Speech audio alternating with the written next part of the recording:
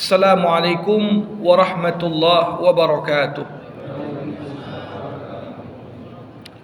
Alhamdulillahi rabbil alamin. Wa bihi nasta'in ala umuri dunya waddin.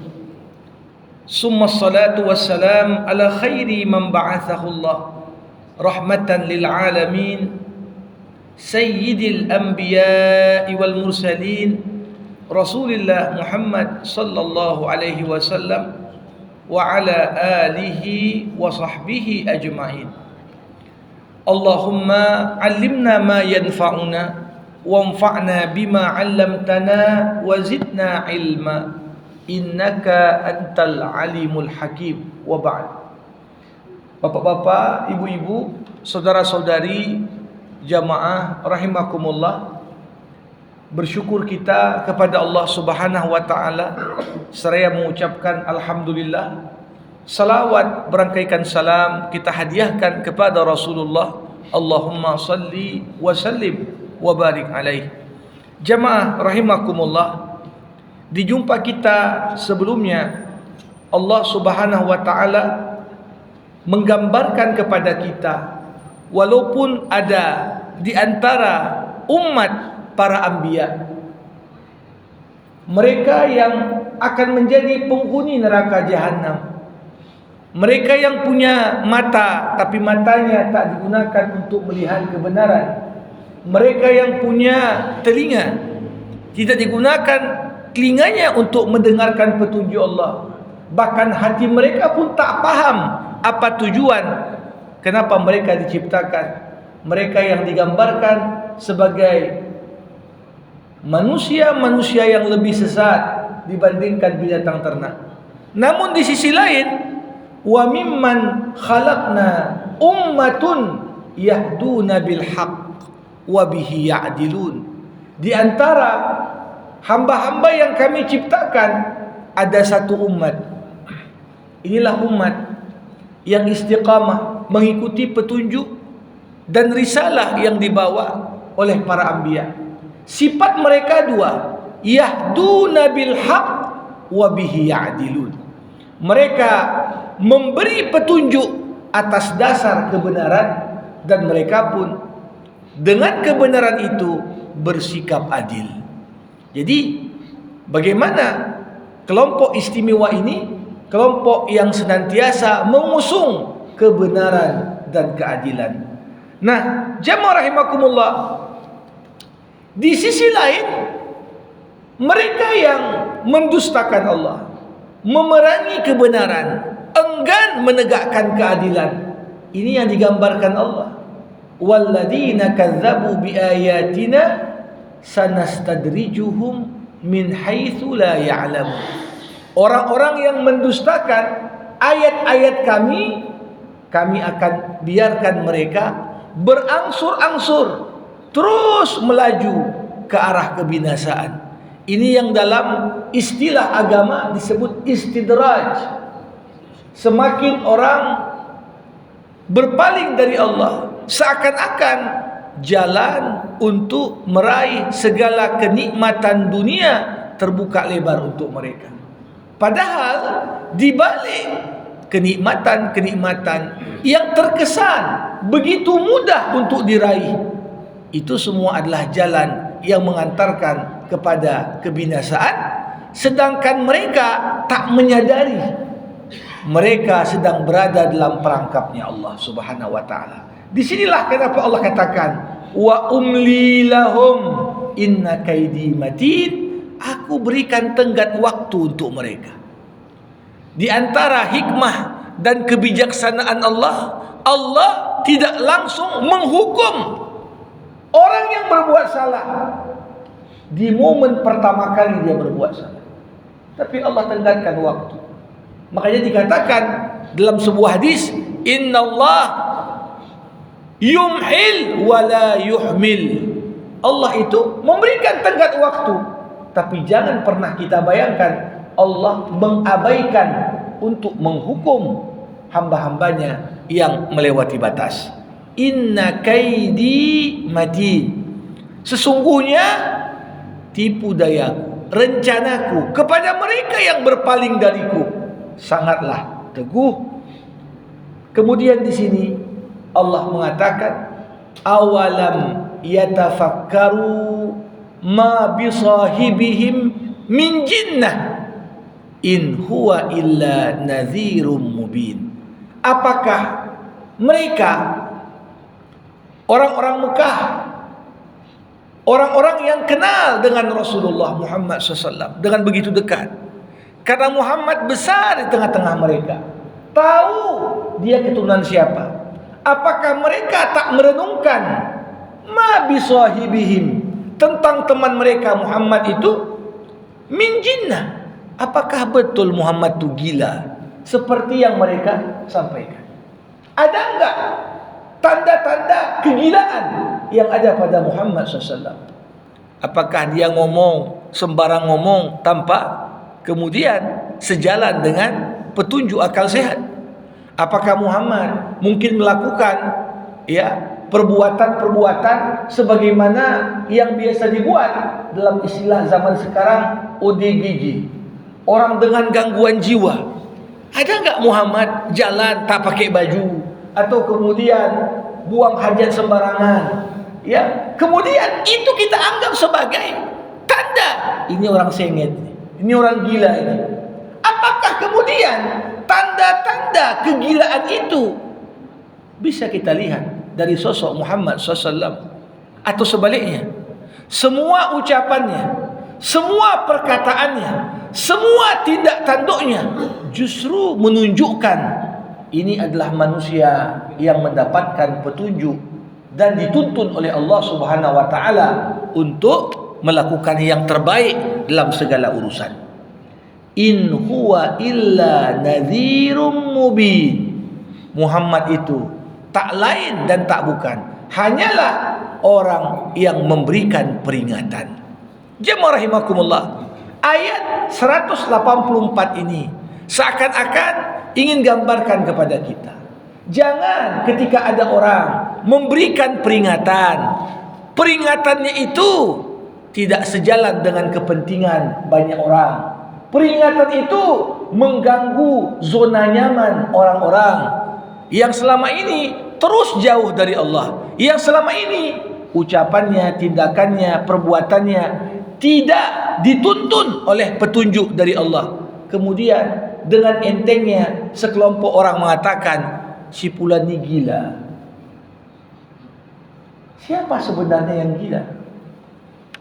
Orang yang mengkritik, mengingatkan, menyampaikan kebenaran, walaupun kebenaran itu pahit rasanya, tapi selama kita sampaikan yang benar, menuntut orang kembali sadar, apakah ini adalah tanda kegilaan? Atau sebaliknya, orang yang berpegang teguh kepada kepentingannya, yang membutakannya dari melihat kebenaran. Ketika ada orang menyampaikan sesuatu yang mengganggu zona nyamannya, si fulan tu gila betul. Kita lihat zaman sekarang, bagaimana kata gila ini justru disematkan kepada orang-orang yang realitanya berpikir kritis, realitanya berpikir benar. Sebaliknya, yang gila jabatan, yang gila perpanjangan, yang gila untuk kekuasaan, justru jauh dari disematkan kata-kata gila. Nah, di sini menarik nih. Jadi, kalau kita lihat zaman dulu ada kisah namanya Laila Majnun. Saking cintanya seseorang kepada pujaan hati yang namanya Laila, sampai dia gila. Kenapa? Itu ekspresi dari bagaimana hatinya sudah betul-betul dikuasai oleh cintanya kepada Laila. Ngomongnya nggak jelas, sikapnya tak jelas. Orang-orang melihat ini Laila Majnun, ini udah gila gara-gara Laila. Zaman sekarang banyak juga gila tambang, gila kekuasaan, gila kekayaan, gila kekuasaan. Nah, yang paling disayangkan adalah ketika datang orang mengingatkan, jangan kau habisi semua ini, sumber daya alam yang merupakan titipan Allah. Ada hak generasi berikutnya terhadap tambang-tambang itu. Yang ingatkan dianggap kau gila. Inilah hakikat apa yang dialami Nabi Muhammad. Ketika Nabi mengkritisi orang tua yang mengubur anaknya hidup-hidup gara-gara takut malu karena punya anak perempuan, yang ingatkan dianggap gila. Ketika Nabi Muhammad SAW melarang orang untuk menyembah patung dan berhala, padahal mereka meyakini patung berhala itulah yang mendatangkan manfaat, menolak mudarat, maka Nabi Muhammad yang mengingatkan, dikatakan Muhammad gila. Masa kita dilarang untuk beribadah seperti yang dibuat nenek moyang kita? Jamaah rahimakumullah. Jadi kegilaan yang sebenarnya adalah ketika manusia dikuasai oleh kepentingannya, tak dapat berpikir dengan benar dan tak mampu menegakkan keadilan. Itu dia. Itulah gila sebenarnya. Maka dari itu Allah mengatakan di sini, awalam yatafakkaru. Apakah mereka tak merenung? Kadang-kadang baru kita menyadari kebenaran dan keadilan itu ketika kita merenung dalam kesenyapan. Duduk sendiri di sepertiga malam akhir, kita renungkan, ya Allah, mana yang benar? Mana yang adil? Mana yang hak? Mana yang batil? Mana yang adil? Mana yang zalim? Dalam perenungan, niscaya petunjuk kebenaran yang akan memberitahukan kepada kita semua hakikat dari kegilaan itu akan datang. Jadi Muhammad tak lain hanyalah pemberi peringatan. Seakan-akan ayat ini memberikan isyarat semua orang di setiap zaman, di setiap tempat yang melanjutkan tugas Muhammad memberikan peringatan kepada kaumnya, dia pun berpotensi untuk digilakan oleh masyarakatnya. Ya, jamaah rahimakumullah. Pada hari ini kita akan membahas ayat 187. Ini menarik. Allah Subhanahu wa taala berfirman, awalam yanzuru fi malakutis samawati wal ard wa ma khalaqallahu min syai' wa an asa ay yakuna qad iktaraba ajaluhum fa bi ayyi haditsin ba'dahu yu'minun. Awalam yanzuru, apakah mereka tidak memperhatikan fi malakutis samawati wal ard, bagaimana kerajaan langit dan bumi, wa ma khalaqallah min syai', dan segala apa yang Allah ciptakan. Jadi ayat ini menyeru kita, mendorong kita, memotivasi kita untuk memperhatikan segala tanda-tanda kebesaran Allah Subhanahu wa taala. Allah Tuhan yang maha agung, Tuhan yang maha besar. Keagungan dan kebesaran Allah tercermin dari segala apa yang diciptakannya. Jamaah rahimakumullah, kita saat ini di pagi ini berada di dalam Masjid Al-Jihad. Bagi banyak masjid, Al-Jihad termasuk masjid yang luas. Tapi kalau kita bandingkan Masjid Al-Jihad sebagai contoh dengan Masjid Nabawi, betapa kecil nampak Al-Jihad dibanding Masjid Nabawi. Begitu juga ketika Masjid Nabawi kita bandingkan dengan Masjidil Haram, betapa kecilnya Masjid Nabawi dibandingkan dengan Masjidil Haram. Namun ketika kita bandingkan Masjidil Haram dengan Jazirah Arab, kecil sekali Masjidil Haram dibanding Jazirah Arab. Ketika kita coba bandingkan Jazirah Arab dengan benua Asia, betapa kecilnya Jazirah Arab dibandingkan dengan keseluruhan benua Asia. Ketika kita bandingkan benua Asia dari keseluruhan bumi, kita nampak Asia itu kecil juga kalau dibandingkan dengan seluruh permukaan bumi. Bandingkan ketika bumi kita bandingkan dengan matahari, bandingkan ketika matahari kita bandingkan dengan galaksi-galaksi lain yang ada di alam semesta ini, bisa kita sadari manusia itu kecil sekali. Kalau kita coba lihat dari atas, di luar bumi, manusia ini tak lebih dari titik. Begitulah gambaran. Kenapa manusia ada yang di muka bumi ini merasa besar, merasa hebat, merasa sombong? Hakikatnya karena dia tidak menyadari kebesaran dan keagungan Allah. Ketika manusia sadar lewat kontemplasinya, memperhatikan alam semesta beserta segala isinya, sekaya apapun dia kecil, sebesar apapun kekuasaannya kecil.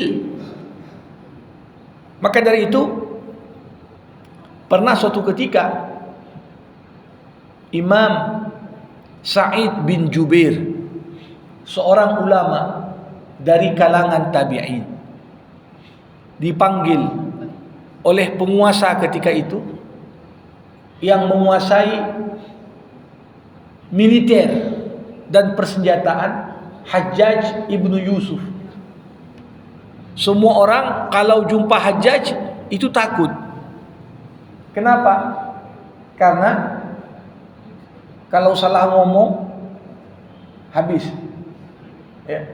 Tapi Sa'id bin Jubair datang dan bicara di hadapan Hajjaj. Semua orang yang ada di istana Hajjaj melihat, kok berani kali Sa'id bin Jubair, dan betapa kerdilnya Hajjaj di momen ketika berbicara dengan sosok ulama tadi. Selesai keluar dari majelisnya Hajjaj, ditanya orang, Sa'id bin Jubair, kok berani kali kau bicara lantang di hadapan penguasa yang zalim tadi? Dijawab oleh Sa'id bin Jubair, di momen aku masuk ke istananya, ku hadirkan keagungan Allah, maka tampak kecil segala sesuatu selain Allah. Ini dia esensinya. Kenapa nampak penguasa ini takut kita? Karena di momen itu kita lupa dia tuh nggak ada apa-apanya dibandingkan Allah. Disinilah ayat-ayat di dalam Al-Quran yang menyeru kepada kita untuk memperhatikan tanda-tanda dan keagungan Allah di alam semesta. Disuruh perhatikan langit, disuruh perhatikan bumi, disuruh perhatikan semua makhluk-makhluk ciptaan Allah, flora, fauna, gunung, air, angin. Begitu banyak ayat-ayat kosmos di dalam Al-Quran, tidak kurang dari 1400 ayat. Bandingkan jumlah ayat ini dari total jumlah ayat dalam Al-Quran 6.236. Ini potret gambaran bahwasanya apa? Hampir kita katakan seperempat Quran cerita tentang keagungan Allah lewat ciptaannya. Nah, untuk itulah dalam sebuah hadis qudsi Allah Subhanahu wa taala berkata, "Ya ibadi, utlubni tajidni. Fa in wajadtani wajadta kulla syai' wa in fittuka fataka kullu syai' wa ana ahabbu ilaika min kulli syai'." Wahai hambaku, carilah aku, niscaya kau akan menemukanku. Apabila engkau telah menemukanku, maka kau telah menemukan segalanya. Apabila kau tak menemukanku, kau akan kehilangan segalanya. Dan aku lebih kau cintai daripada segalanya. Jadi pengertian carilah aku di sini disuruh kita memperhatikan. mengenal Allah lewat Qur'annya, mengenal Allah lewat alam semesta ciptaannya, mengenal Allah lewat ketetapannya, qada dan qadar, baik yang baik ataupun yang buruk. Itu cara kita mencari Allah. Segala peristiwa yang berlaku di alam semesta tidak akan terjadi tanpa izin Allah Subhanahu wa ta'ala. Dan ketika Allah sudah izinkan satu peristiwa untuk terjadi, maka ketahuilah peristiwa itu terjadi karena hikmah dan kebijaksanaan Allah. Enggak mungkin. Rabbana ma khalaqta hadza batila. Ya Allah, enggak ada satupun yang kau ciptakan di alam semesta ini yang sifatnya sia-sia. Enggak ada tujuannya. Jamaah rahimakumullah. Wa an asa ay yakuna qad iktaraba ajaluhum. Allah katakan, perhatikan, boleh jadi telah dekat waktu kebinasaan bagi mereka. Jadi kalau kita lihat, kadang-kadang kita bertanya-tanya, ya Allah, kok orang kafir tuh berkuasa sekali? Kok mereka seperti mengatur segala sesuatu di alam semesta? Ya Allah, kenapa orang-orang yang mengusung kebatilan dan kezaliman tampak begitu dikdaya, mempermainkan aturan, melanggar dan menebas segala lawan? Kok berkuasa kali mereka? Allah mengajak kita merenung. Kau kira orang-orang yang berbuat semaunya dan bersikap melewati batas, mereka itu akan begitu selamanya? Tidak. Wa an asa qad iktaraba ajaluhum. Jangan-jangan justru ketika mereka sampai pada sebuah masa mereka berbuat semena-mena dan sesukanya, itu tanda udah makin dekat momentum kebinasaan mereka. Di saat Fir'aun membunuhi anak-anak, gak ada yang berani protes. Di saat dia mempersilahkan tenteranya memperkosa kaum wanita dari Bani Israel, tak ada yang berani protes. Sampai pada akhirnya mau dibasmi dan dibinasakan semua. Bahkan mereka sudah lari pun dikejar. Seakan-akan gak ada yang lebih berkuasa daripada Fir'aun. Tapi Allah katakan, wa an asa qad iktaraba ajaluhum. Boleh jadi di momen kau melihat seakan-akan mereka lah yang paling menentukan, itu tanda ajal mereka justru semakin dekat. Ini ayat yang tentunya menggambarkan pada kita tidak ada satupun di alam semesta ini yang lebih besar daripada Allah. Maka dari itu dikatakan di penutup ayat ini, fabi ayyi haditsin ba'dahu yu'minun. Kalau mereka tak percaya sama janji Allah, pada janji siapa lagi yang kita perlu percaya? Apa janji politisi? Atau janji si fulan dan fulan? Allah yang selalu mengulang-ulang di dalam Al-Quran, Innallah la yukhliful mi'ad. Allah gak akan pernah ingkari janjinya. Kalau Allah sudah berjanji, yakinlah janji itu akan terwujud. Tapi jangan tanya kapan terwujudnya, karena Allah yang paling tahu kapan momentum mewujudkan semua janjinya. Tapi bagi kita tidak boleh ada keyakinan dalam hati ini lebih percaya pada janji si fulan dibanding janji Allah. Lebih percaya pada janji kelompok A dibandingkan janjinya Allah. Kenapa? Kalau kita tak percaya dengan apa yang Allah janjikan, kepada siapa lagi kita dapat percaya? Jemaah rahimakumullah, karenanya di ayat berikutnya Allah membuat kaedah. Kaedah yang perlu kita pahami dan kita perhatikan. Man yudlilillah fala hadiyalah wa yazarhum fi tughyanihim ya'mahun. Siapa yang Allah sesatkan, maka tak ada yang mampu memberikan petunjuk untuknya. May yudlilillah fala hadiyalah. Siapa yang Allah telah putuskan si fulan sesat, maka tak ada satupun pihak di langit, di bumi atau dimanapun yang kemudian dapat memberikan petunjuk kepada yang bersangkutan. Jamaah rahimakumullah. Namun perlu untuk kita pahami, ketika Allah mengatakan man yudlilillah, siapa yang Allah sesatkan, harus kita pahami dasarnya Allah tidak menginginkan kecuali yang baik-baik kepada para hambanya. Gak mungkin Allah itu menginginkan kita ini kafir, musyrik, sesat. Tidak. Karena sesungguhnya Allah ciptakan kita untuk merahmati kita. Khalaqana liyarhamana. Allah ciptakan kita untuk memberikan kasih sayangnya yang tak terbatas kepada kita. Tapi kalau Allah sudah mengatakan siapa yang kusesatkan, maka pahamilah Allah takkan menyesatkan siapapun dari hambanya kecuali yang memang minta sesat.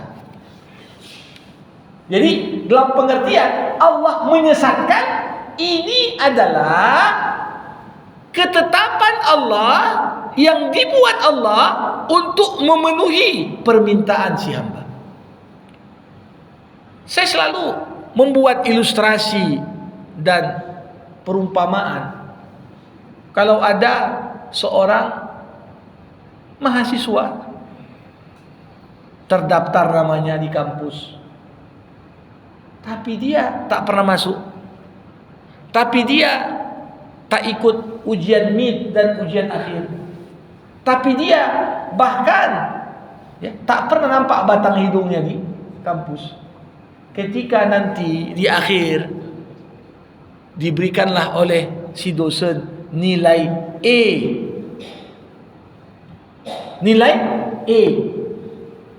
Kalau ditanya sama mahasiswa itu, kenapa kau dapat nilai E? Iya, Pak dosen kasih nilai E. Salah enggak jawabannya? Enggak, betul, memang dosen yang berikan nilai E. Tetapi pertanyaannya, mungkin enggak dosen ngasih nilai E kalau anak itu hadir tiap pertemuan, ngerjakan tugas, ikuti ujian? Kalau dikasih nilai E padahal dia ikuti prosedur semua, betapa zalimnya si dosen. Begitu juga walillahil masalul a'la.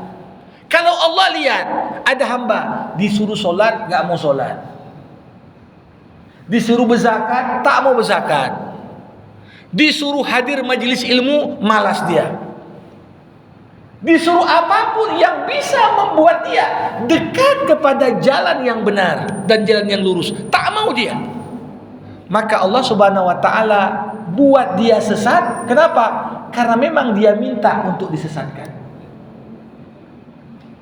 Ini maknanya man yudlilillah fala hadiyalah.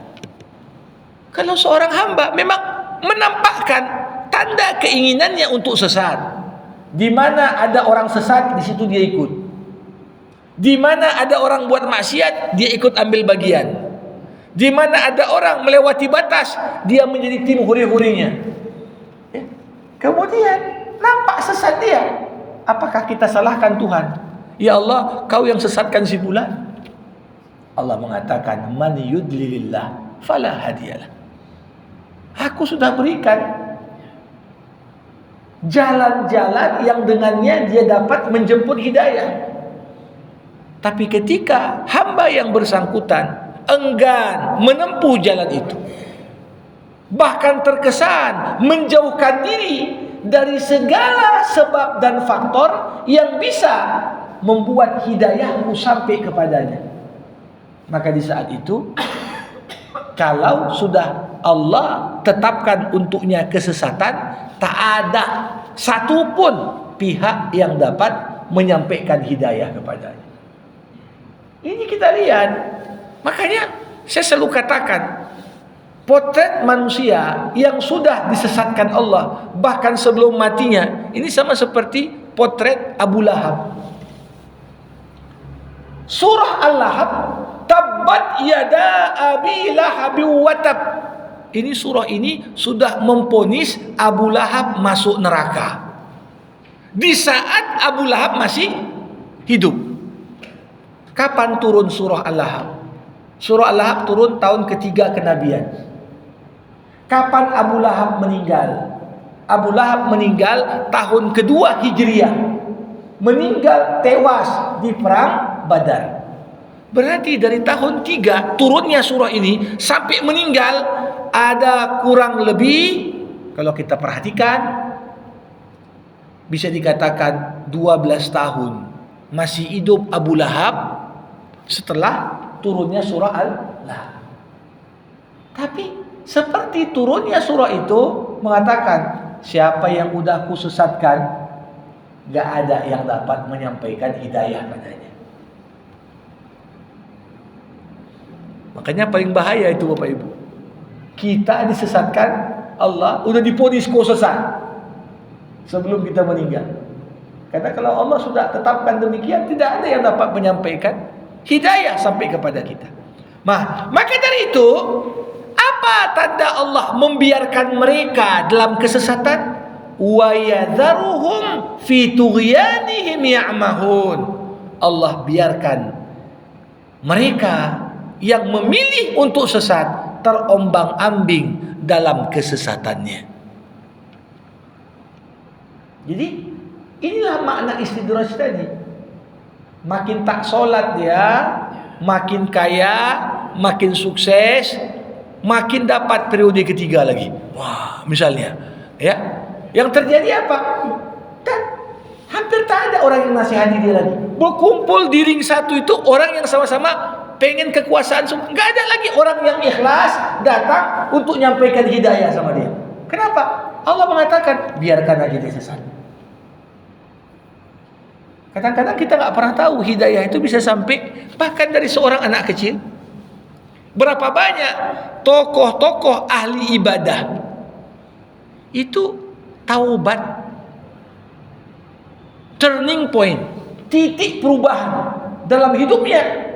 Itu gara-gara jumpa anak kecil, disampaikan hidayah kepadanya, bertobatnya. Siapa yang tak kenal Fudail bin Iyad? Ini dikatakan sebagai sosok yang paling ahli ibadah di zamannya. Masa muda Fudail bin Iyad ini seorang pencuri. Seorang pencuri. Tapi momen dia bertobat ketika dia mencuri, saat barang yang dicurinya itu tertulis secari kertas, dibacanya. Kertas itulah menjadi titik perubahan dalam hidupnya. Ketika dia baca syair yang ditulis oleh pemilik pedang yang mau dicurinya, menyadarkan dia, kalau lagi kau takut sama hakim di muka bumi, maka siap-siaplah kau berhadapan dengan hakim, ya, penguasa alam semesta. Begitu dia baca, tersentak.